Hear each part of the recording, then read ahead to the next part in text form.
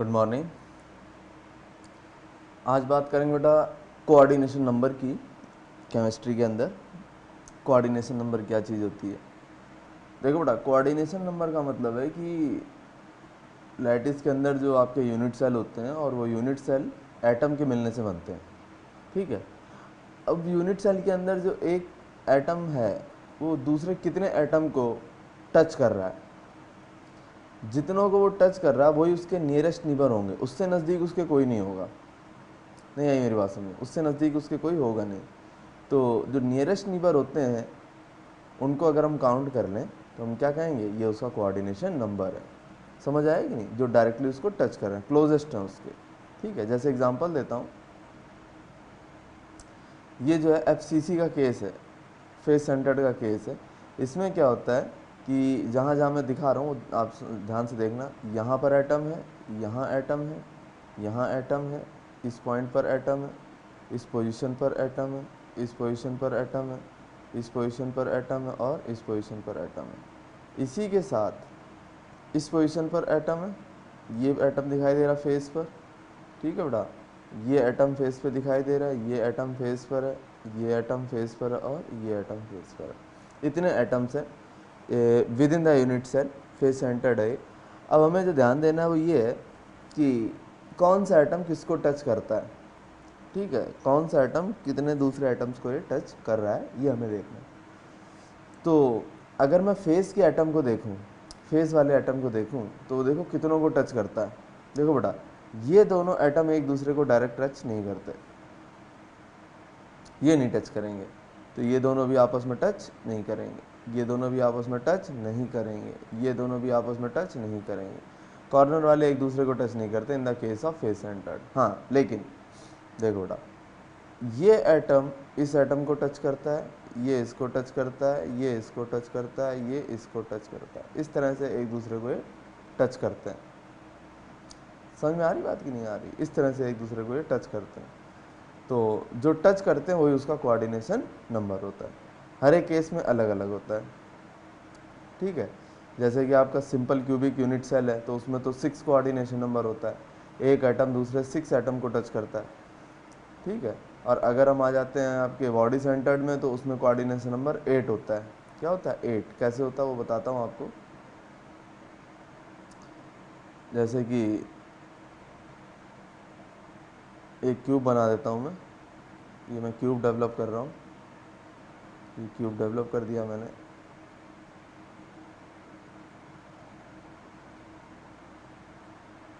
ये cube develop हो गया। ठीक है, अब होगा क्या इसमें, एक तो बॉडी के सेंटर पर होगा अंदर, और यहाँ पर होंगे, यहाँ होगा, यहाँ होगा, इस तरह से होंगे। ठीक है, तो जो सेंटर वाला है वो बाकी के जो 8 कॉर्नर पे आपको एटम दिख रहे हैं उनको डायरेक्ट टच करता है। ठीक है, तो इस वाले एटम का कोऑर्डिनेशन नंबर कितना हो गया? 8 हो गया, क्योंकि ये 8 डिफरेंट जो आपके कॉर्नर्स हैं उनके एटम को टच कर रहा है। तो कोऑर्डिनेशन नंबर क्या हो गया? This is the number of nearest atoms which directly touches the given atom. This is known as coordination number within the unit cell.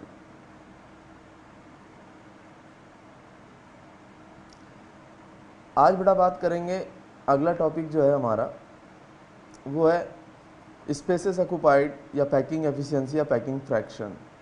Simple सा कंसेप्ट है, ये बिल्कुल सिंपल सा कंसेप्ट है। क्या है मैं अभी आपको बताता हूँ। देखो बेटा, जैसे आपका यूनिट सेल है, ये सिंपल क्यूबिक यूनिट सेल है, तो आपको पता है इसमें एटम कहाँ कहाँ होता है? सिर्फ कॉर्नर पे होता है, दिखाया भी गया है। देखिए, एक ये रहा, एक ये रहा, एक ये रहा, एक ये रहा, इसी तरह से ये और एक इसके पीछे होगा। 8 कॉर्नर पे एटम होता है सिंपल क्यूबिक यूनिट सेल। ठीक है, और एक कॉर्नर पर कितना एटम आता है? 1/8। एक कॉर्नर पे कितना एटम आता है? 1/8। तो पूरे यूनिट सेल में कितने एटम बनेंगे 8 कॉर्नर से? 1/8 तो हो गया एक कॉर्नर से, टोटल 8 कॉर्नर होते हैं, तो एक एटम आपका जो है इस यूनिट सेल में होगा। सिंपल क्यूबिक यूनिट सेल के अंदर एक एटम होगा आपका। ये बात मानते हो कि नहीं मानते हो? अच्छा, एक एटम तो यूनिट सेल में आ गया। अब आगे की बात मैं आपको बताता हूँ। ये देखिए, यहाँ से बिल्कुल क्लियर हो जाएगा। अब जिस क्यूब के अंदर ये एडजस्ट हुए हैं उस क्यूब की एज कितनी है, ए। ये देख रहे हो आप, ये एज कितनी है, ये ए है, ए, ठीक है। और जो एटम है उसकी रेडियस कितनी है, आर। अब ध्यान रखना, सिंपल क्यूबिक यूनिट सेल में जो एटम होता है वो एज पे टच करता है। जैसे एक एटम इस कॉर्नर पर यूं है तो दूसरा एटम इस कॉर्नर पर यूं है आपका, ये इस तरह से, ये रहा इस तरह, ठीक है। तो इतनी रेडियस इसकी और ये रेडियस इसकी, ये दोनों अगर मिल जाए, मतलब आर और प्लस आर मिल जाए तो ये पूरी एच को कवर करते हैं, ए के बराबर हो जाएंगे। तो 2r आपका कितने के इक्वल हो जाएगा, ए के इक्वल हो जाएगा। मतलब क्यूब की एच के अलॉन्ग 2r की जो है आपकी एटम की रेडियस आ जाती है। मानते हो कि नहीं मानते? खूब अच्छी तरह सोच लो। सिंपल क्यूबिक यूनिट सेल में जो एटम होता है वो कॉर्नर पे होता है और एच पे ये टच करते हैं, जैसा कि मैंने ब्लू वाले पार्ट से दिखाया आपको, एच पर ये टच करेंगे। समझ में आ रहा है? एच पर टच करेंगे, तो एच पर टच करेंगे तो आर डिस्टेंस इसकी और आर डिस्टेंस इसकी, समझ गए? ये मान लो ए है और ये बी है, तो आर डिस्टेंस ए वाले की और आर डिस्टेंस बी वाले की, तो आर प्लस आर किसके इक्वल हो जाएगी, यहाँ से लेकर यहाँ तक जो डिस्टेंस है that is edge of the cube, A के इक्वल हो जाएगी। तो 2r इज इक्वल टू ए।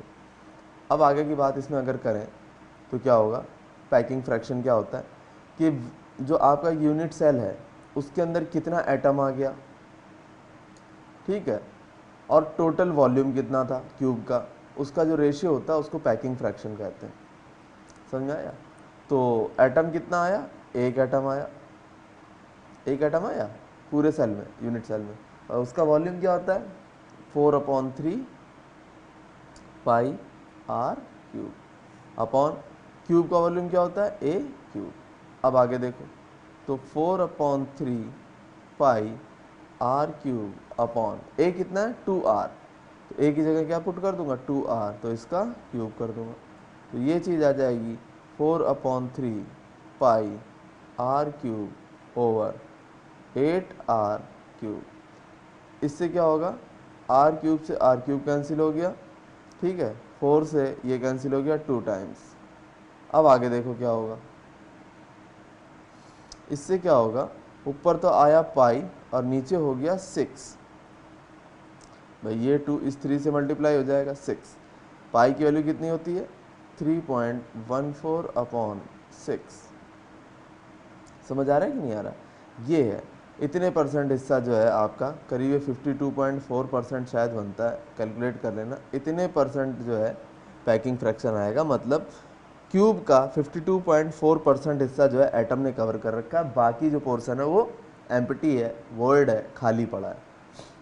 समझ में आ गई बात? तो आपको क्या करना है, क्यूब के अंदर कितना एटम आया उसका वॉल्यूम निकाल लो और उसको क्यूब के वॉल्यूम से डिवाइड कर दो, ठीक है। क्यूब के वॉल्यूम में ए क्यूब होता है क्यूब का वॉल्यूम, ठीक है, और a is equal to 2r आ रहा है, यहाँ से a is equal to 2r आ रहा है, वो वैल्यू उठा करके मैंने पुट कर दी, डिवाइड कर लिया, डिवाइड करने के बाद π/6 आया, सॉल्व करोगे तो करीब करीब 52.4% के आसपास कुछ आ जाएगा आपका।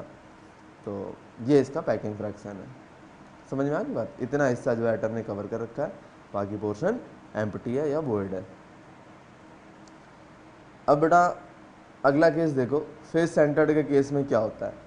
फेस सेंटर्ड में क्या होता है कि एटम 8 कॉर्नर पर होते हैं और 6 फेजेस पे होते हैं। ये चीज़ तो होती है, 8 कॉर्नर पर होते हैं और फेस पर होते हैं। दिख रहे हैं 8 कॉर्नर, ये देखिए, ये 8 कॉर्नर्स है ना, ये जो ब्लू कलर से मैं दिखा रहा हूँ, ये 8 कॉर्नर है इसके, यहाँ पर एटम एडजस्ट हो रहा है, और फेज है, फेज पर एटम जो है इस तरह से एडजस्ट हो रहा है। देख रहा आप, 8 कॉर्नर पर और 6 फेज पर एटम एडजस्ट हो गया, ठीक। अब जरा ध्यान देना, इस पे फेस सेंटर्ड में एटम टच कहाँ करते हैं। फेस सेंटर्ड में ध्यान रखना, एच के अलॉन्ग एटम कभी भी टच नहीं करता। आपको एच जो है, ये जो है, इसके अलॉन्ग कभी भी एटम टच करता नहीं दिखेगा। वो टच किस पे करता है, वो हमेशा फेस डायगोनल पे टच करता है। अगर ये पॉइंट ए है और ये बी पॉइंट है तो ये फेस डायगोनल बन गया आपका। क्या बन गया, फेस डायगोनल, इस पे टच करेगा, वो फेस डायगोनल पर टच करेगा। समझ गए, एटम फेस डायगोनल पे टच करते हैं। अच्छा एक चीज़ बताना, थोड़ा सोचो, दिमाग लगाओ। अगर आप इस क्यूबिक यूनिट सेल का टॉप व्यू लें, टॉप व्यू का मतलब ये जो क्यूबिक यूनिट सेल है इसको नीचे रख दो और इसको ऊपर से देखो, ऊपर से देखोगे तो आपको कैसा दिखाई देगा, वो ऐसा दिखाई देगा। ये एटम कॉर्नर पर है, ये एटम कॉर्नर पर है, ये एटम कॉर्नर पर है, ये एटम कॉर्नर पर है, और ये वाला फेस पर है। ये बात समझ में आती कि नहीं आती? आ रही बात समझ में? अगर आप ऊपर से देखेंगे तो ऐसा दिखाई देगा। और एटम टच कहाँ कर रहे हैं? बॉडी के डायगोनल पर टच कर रहे हैं। ये इस तरह से टच कर रहे हैं, बॉडी के डायगोनल पर कर रहे हैं, बॉडी डायगोनल पर टच कर रहे हैं इस तरह से। अब आपको क्या करना है कि इसको थोड़ा सा ठीक करो। अब इसकी रेडियस वगैरह के बीच में हम रिलेशन निकालेंगे, ठीक है। अब ज़रा देखना, ये चीज़ इससे मिला दो आप, और ये चीज़ आप इससे मिला दो, ठीक है, ये चीज़ इससे मिला दो। अब चेक करते हैं क्या क्या कहानी है। देखो बेटा, ए बी क्या है? ए बी यहाँ दिखाई दे रहा है, इस वाले केस की बात कर रहा हूँ मैं। इसमें ए बी क्या है? ये यूनिट सेल जो है ना, उसकी एज है, एज है तो ये कितना होगा? ए। बी सी क्या है? ये भी एज है। बी सी क्या है? एज है, ये ध्यान रखना। ये भी कितना होगा? ए। तो बेटा ए सी क्या आ जाएगा? ए सी ये वाली साइड क्या आ जाएगी? ए अंडर रूट 2 आ जाएगी कि नहीं? ए अंडर रूट 2 आएगी कि नहीं आएगी? खूब अच्छी तरह सोच लो, ए अंडर रूट 2 आ जाएगी। कैसे? ये एंगल कितना है? 90 डिग्री है। एंगल भी क्या है? 90 डिग्री है। तो पाइथागोरस लगाओगे, तो पाइथागोरस लगाओगे तो क्या करोगे? ए बी का स्क्वायर प्लस बी सी का square is equal to A C का स्क्वायर करोगे। अब ए बी कितना था? ए, तो ए स्क्वायर। बी सी कितना था? ए, तो ए स्क्वायर। ए सी कितना है? नहीं पता, तो इसको ऐसे ही रहने दो। आ गया कि नहीं आ गया? ये इतना आ गया। इससे क्या होगा? 2a square is equal to A C का स्क्वायर। तो ए सी कितना आ जाएगा? ए सी आ जाएगा ए अंडर रूट 2। ये समझ में आया कि नहीं? सिंपल सी बात है। अब आगे देखो, अब इस ए सी पर कितनी रेडियस आ रही है? देखो बेटा कितनी रेडियस आ रही है। एक तो इस वाले की रेडियस आ गई, एक तो इसकी रेडियस आ गई, दो रेडियस बेटा इस एटम की आ गई, और एक रेडियस इसकी आ गई। बोलो, खूब अच्छी तरह सोच लो, रेड से मैंने दिखाई है, एक रेडियस, दो रेडियस और फिर एक रेडियस। इसका मतलब है r plus 2r plus r is equal to face diagonal A C. A C के बराबर होगा कि नहीं होगा? और ए सी कितना है? A under root 2। समझ में आया कि नहीं आया? A under root 2। बोलो, ए अंडर रूट 2। तो 4r is equal to A under root 2। तो बेटा यहाँ से ए कितना कैलकुलेट हो जाएगा? 4r upon under root 2। ये आ जाएगा यहाँ से। नहीं समझ में आ रहा? अरे बोलो भाई, इतना आ गया, ए की वैल्यू इतनी आ गई। अब हमें पैकिंग फ्रैक्शन निकालना है। एक बात बताओ, पैकिंग फ्रैक्शन क्या होता है? इस face centred cubic unit cell में कितने एटम हैं? तो face centred cubic unit cell में 8 तो कॉर्नर होते हैं, और एक कॉर्नर पे 1/8 होता है, तो कितने हो गए? 1 एटम। 6 फेज होते हैं, एक फेज पे आधा एटम होता है, तो टोटल कितने एटम हो गए? 3। 3 और 1 4 एटम हो गए। अब 4 एटम का वॉल्यूम क्या बनेगा? 4 इंटू 4/3 पाई आर क्यूब। ये तो आ गया बेटा, जो एटम्स है उनका वॉल्यूम आ गया, ये एटम्स का वॉल्यूम आ गया। और आपका जो क्यूब है उसका वॉल्यूम क्या होता है? ए क्यूब। अब ए की ये जो वैल्यू है ये उठा करके आप यहाँ पुट कर दो, ये वैल्यू आप यहाँ पुट कर दो। तो देखो इससे आएगा क्या? इससे क्या आएगा? 16/3 पाई आर क्यूब अपॉन ए कितना है? 4r अपॉन रूट 2, और इसका क्या? क्यूब। तो ये कितना हो जाएगा?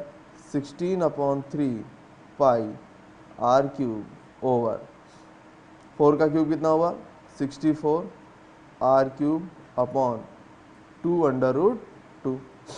अब जो कटे उसे काट दो, इससे ये कैंसिल हो गया, ठीक है।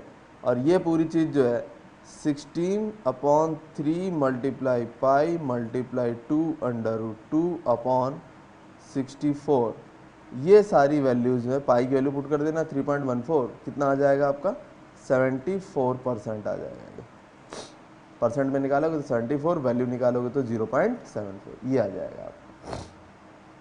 समझ आया कि नहीं आया? मैं फिर सारा बता दूंगा आपको, दोबारा से ध्यान देना क्या चीज़ होती है ये। फेस सेंटर्ड है तो एटम एज पे टच नहीं करता, बॉडी फेस के डायगोनल पे टच करता है, जो कि मैंने ये दिखा दिया आपको इस तरह से, ये रहा, ठीक है। और इसका टॉप व्यू देखोगे तो कैसा आएगा, टॉप व्यू ऐसा, इसका ऐसा आएगा, ये इसका टॉप व्यू है, ऊपर से देखोगे ये देखिए, ठीक है। एटम कहाँ टच करते हैं, फेस के डायगोनल पर। फेस के डायगोनल की लेंथ कितनी होगी, ये कैलकुलेट करना पड़ेगा पाइथागोरस थ्योरम से। ये आपका सेंटर था, ये आपका सेंटर था, ये आपका सेंटर है, इनको आपस में मिला दो, ठीक है। ए बी कितना हो जाएगा, ए ये आपकी यूनिट सेल की एज है, ये भी यूनिट सेल की एज है, और ये फेस डायगोनल है, क्या है ये, फेस डायगोनल, ठीक है। तो जब आप ट्रायंगल बनाओगे तो बनेगा A B square plus B C square is equal to A C square, तो A square plus A square is equal to A C square, तो 2a square is equal to A C square, यहाँ तक पहुँच गए, तो A C is equal to A under root 2, यहाँ तक clear आ गया समझ में, A C is equal to क्या आ गया, ए अंडर रूट 2। अब जो है इस ए सी में कितने एटम आ रहे हैं, कितनी रेडियस आ रही है, इस ए सी में मैंने आपको बताया, एक तो ये रेडियस आ जाएगी, और 2 रेडियस इस एटम की आ जाएंगी, और 1 रेडियस इस एटम की आ जाएगी, तो R 2R और R मिलके a रूट 2 के बराबर होंगे, a रूट 2 के इक्वल होंगे कि नहीं होंगे, a रूट 2 के इक्वल हो जाएंगे। इससे 4R इज इक्वल टू कितना आ जाएगा, a रूट 2, यहाँ से a कितना आ जाएगा, 4R अपॉन अंडर रूट 2, ठीक है। अब हमें ये चेक करना था कि face centred cubic unit cell में एटम होते कितने हैं, 4 होते हैं, ये वाला किसकी वजह से, 8 कॉर्नर की वजह से, ये किसकी वजह से, 6 फेजेस की वजह से, टोटल एटम कितने हो गए, 4 एटम्स हो गए, यहाँ तक समझ में आ गया। अब इसके बाद क्या किया, ये टोटल वॉल्यूम किसका है, जो face centred cubic unit cell के अंदर एटम बैठे हैं उनका वॉल्यूम है, ये वॉल्यूम किसका है, ये क्यूबिक यूनिट सेल का वॉल्यूम है, डिवाइड कर दो आप। अब ए की वैल्यू आप कहाँ से उठा के पुट करोगे, यहाँ से उठा करके यहाँ पुट करोगे, कितनी है वो, 4R अपॉन रूट 2। जैसे ही आपने ये वैल्यू पुट करी इस तरह से, तो आपका कैलकुलेशन यहाँ पहुँच गया, जो कैंसिल होता है उसे कैंसिल कर लो, इस वाले में R क्यूब कैंसिल हो गया, फिर आगे आपने इसको एडजस्ट कर दिया, इसका मल्टीप्लाई नंबर 1 पर होगा और इसका मल्टीप्लाई नंबर 2 पर होगा। ये मैथ का मेथड है, बिल्कुल सिंपल मेथड है, कोई नई चीज़ थोड़ी नहीं है, इससे मल्टीप्लाई होगा। जैसे ही आप इसको सॉल्व करोगे आपका 0.74 आ जाएगा, या उसको परसेंटेज में लिखोगे तो 74% आ जाएगा।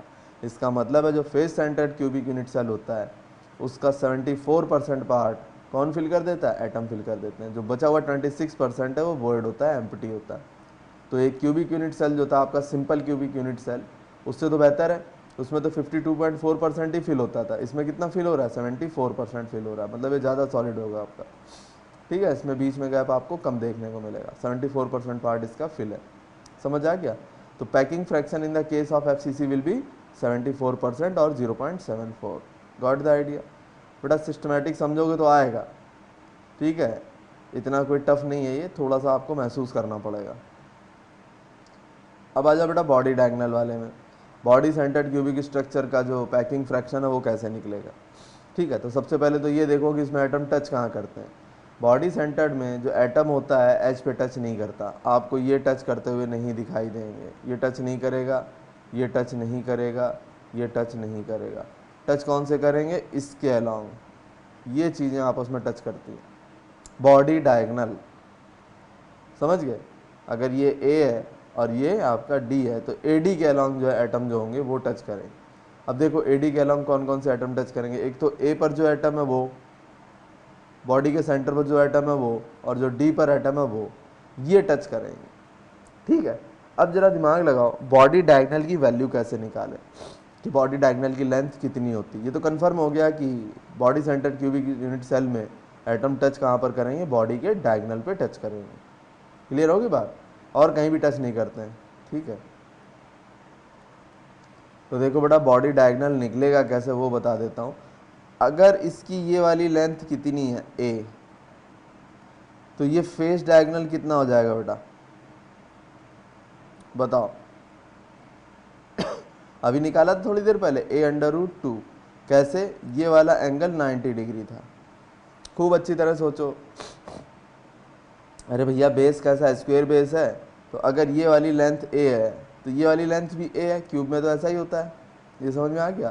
तो ये ए और ये वाला एंगल जो है मैं रेड से दिखा देता हूँ, ये जो एंगल है, ये एंगल ये कितना है 90 डिग्री है, ठीक है। तो फिर ये जो बनी साइड आपकी, ये डायगोनल वो बनी कि नहीं बनी, हाइपोटेन्यूज। तो पाइथागोरस अप्लाई करोगे तो a√2 आएगा। यहाँ तक कन्फर्म हो गया। अब ये a√2 हो गई और ये कितनी है, ये a है। अरे भैया यूनिट सेल की तो लेंथ है, ये a है, ये a। अब ये a√2, ठीक है। अब मैं एक एंगल बता रहा हूँ, बताओ ये कितना होगा, ये वाला एंगल कितना होगा, a√2 और a के बीच का ये एंगल कितना होगा। अरे 90 होगा, थोड़ा महसूस करो, करके देख लो, और इसका कोई रास्ता नहीं है, ठीक है। ये जो आपकी लेंथ है, ये जो लेंथ है, ये यूनिट सेल की एज है और ये फेस डायगोनल है a√2। इन दोनों के बीच का एंगल कितना है 90 डिग्री है। तो जरा गौर करो क्या होगा, यहाँ से लेकर यहाँ तक ये वैल्यू कितनी आएगी, ये वैल्यू कितनी आएगी, ये सोचो, दिमाग लगाओ। अब जरा दिमाग लगाओ। अब 90 डिग्री का एंगल बन गया, मैं समझा देता हूँ, बिल्कुल सिंपल हो गया। अब तो ये लो, ये डिस्टेंस कितनी है a और ये कितनी है a√2 और ये कितना है 90 डिग्री। तो भैया ये निकल के आएगा a√3। कितना कैलकुलेट हो गया आएगा a√3। पाइथागोरस अप्लाई कर लो, a√3 आएगा। अब इस a√3 में कितनी रेडियस आ रही है, a√3 में एक रेडियस आ गई आपकी इस वाले एटम की वजह से, ठीक है। फिर दो रेडियस आ जाएंगे आपकी जो बॉडी के सेंटर पे बैठा हुआ एटम, ये वाला, इसकी वजह से दो रेडियस आएंगे, समझ गए। इसकी वजह से दो रेडियस। कॉर्नर पे 8वां हिस्सा तो होता भैया, कॉर्नर पे क्या होता है, कॉर्नर पे सेंटर पे जो कॉर्नर है, उस कॉर्नर पे स्फीयर का सेंटर होता है, समझ गए। ये जो है कॉर्नर पे सेंटर होता है, तो ये जो डिस्टेंस है ये तो रेडियस ही बनेगी, और ये पूरा का पूरा होता है कंप्लीट। तो कंप्लीट होता है तो दो रेडियस ले लेगा, ये नहीं आ रही समझ बात, ये दो रेडियस ले जाएगा, ठीक है। और एक रेडियस आपकी और आएगी प्लस आर, वो किसकी वजह से आएगी, वो आएगी आपके आखिरी वाले की वजह से, ठीक है, इस आखिरी वाले की वजह से आएगी। ये चीज़ समझ लो खूब अच्छी तरह से, r + 2r + r = a√3, क्योंकि बॉडी डायगोनल पर ही ये टच करते हैं। क्लियर है ये चीज़ आगे। अब देखो बेटा, तो a√3 = 4r, तो यहाँ से a कितना आ जाएगा 4r/√3। समझ में आ गया। अब पैकिंग फ्रैक्शन क्या होता है, volume occupied by the atoms in the unit cell upon total volume of the unit cell. तो एटम होते कितने बॉडी सेंटर्ड में, एक एटम तो हो गया बॉडी के सेंटर की वजह से, ठीक है, और 1/8 होता है कॉर्नर पे, और 8 कॉर्नर होते हैं। ये एटम हो गया आपका कॉर्नर की वजह से। टोटल एटम ये कितने आ गए, ये टोटल एटम आ गए दो एटम आ गए, ठीक है। अब दो एटम का वॉल्यूम कितना हो गया, 2 × 4/3 πr³ अपॉन क्यूब का वॉल्यूम क्या होता है a³, ये होता है, ठीक है। अब a की जगह क्या लिखोगे, a की जगह लिखोगे आप, a की जगह क्या लिखोगे, a की जगह लिखोगे 4/√3r। अब इस टुकड़े को जब आप सॉल्व करना शुरू करोगे, इस टुकड़े को सॉल्व करोगे तो ये सॉल्व होकर के, और इसका क्या करना पड़ेगा आपको, क्यूब करना पड़ेगा। अब इस पोर्शन को जब आप सॉल्व करोगे, जो कटना वो कट जाएगा, ये आएगा आपका 0.68, या परसेंटेज में लिखोगे तो 68%। कितना आ जाएगा 68% आ जाएगा।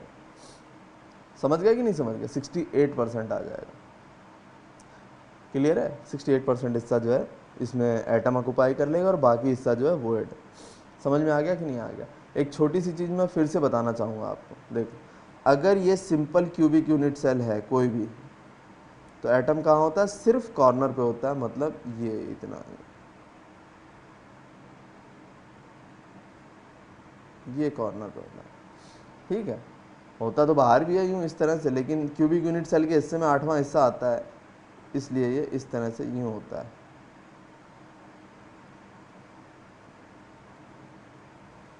क्लियर है। तो ये डिस्टेंस कितनी r, और ये डिस्टेंस कितनी r, r 2r, ठीक है। तो ये यूनिट सेल की लेंथ हो गई, तो ए में कितनी रेडियस आ गई, 2 रेडियस आ जाती है। ये चीज़ समझ में आ गई थी। तो इस वाले केस में ए इज इक्वल टू कितना आया था, 2r आ गया था। ये इंपॉर्टेंट बात है, यहाँ कन्फ्यूजन आएगा ही आएगा तुम्हें, ठीक है। ए इज इक्वल टू 2r आ गया। अब बेटा फेस की अगर बात करूँ, फेस सेंटर्ड की, तो फेस सेंटर्ड में देखो क्या होता है, एटम कहाँ कहाँ होते हैं। फेस सेंटर्ड में एटम होता है आपका एक तो बॉडी के फेस के सेंटर पर होता है इस तरह से, और इसको बड़ा कर लो थोड़ा सा, ये लो, ठीक है। और कहाँ कहाँ होते हैं, ये देखो, ये इस तरह से जो है होता है, और ये इस तरह से होता है। अब ये थोड़ा सा ठीक नहीं बना, अदरवाइज इस तरह से फेस पर होता है, ये इस तरह। मैंने कोशिश की आपको समझाने की, इस तरह से होता है।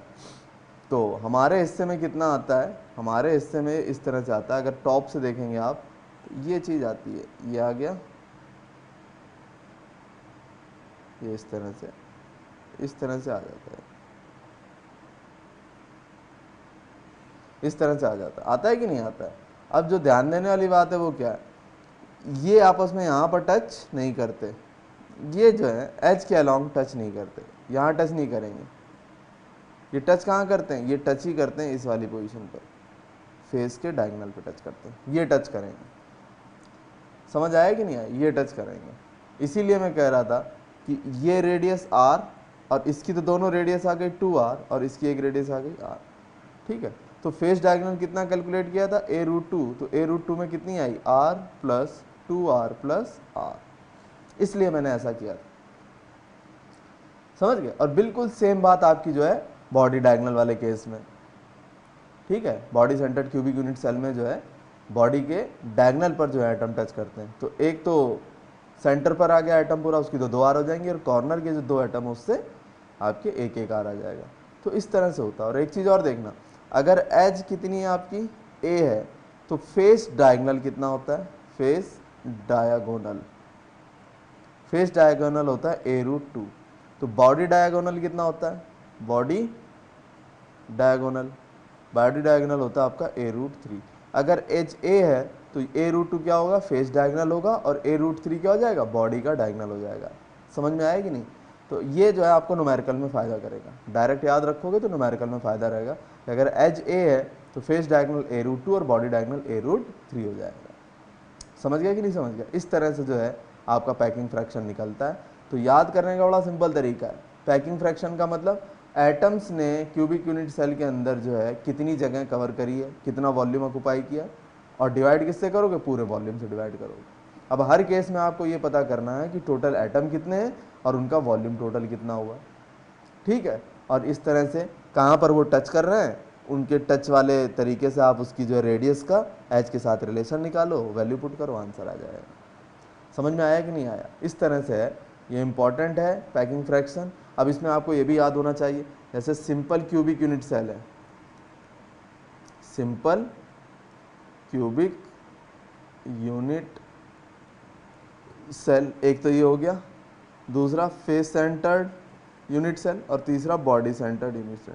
इसमें डायरेक्ट भी वैल्यू आपको याद होनी चाहिए। एक नंबर में क्वेश्चन आता है कि सिंपल क्यूबिक यूनिट सेल का पैकिंग फ्रैक्शन डायरेक्ट लिख दो 52.4%, ठीक है। एफसीसी का 74%, और बॉडी सेंटर्ड का कितना होता है 68%। ये आपको डायरेक्ट भी याद होना चाहिए।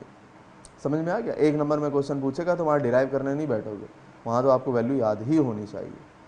तो पैकिंग फ्रैक्शन अच्छी तरह समझ में आ गया, एक क्वेश्चन इसका बन जाता है। ठीक है बेटा, थैंक यू।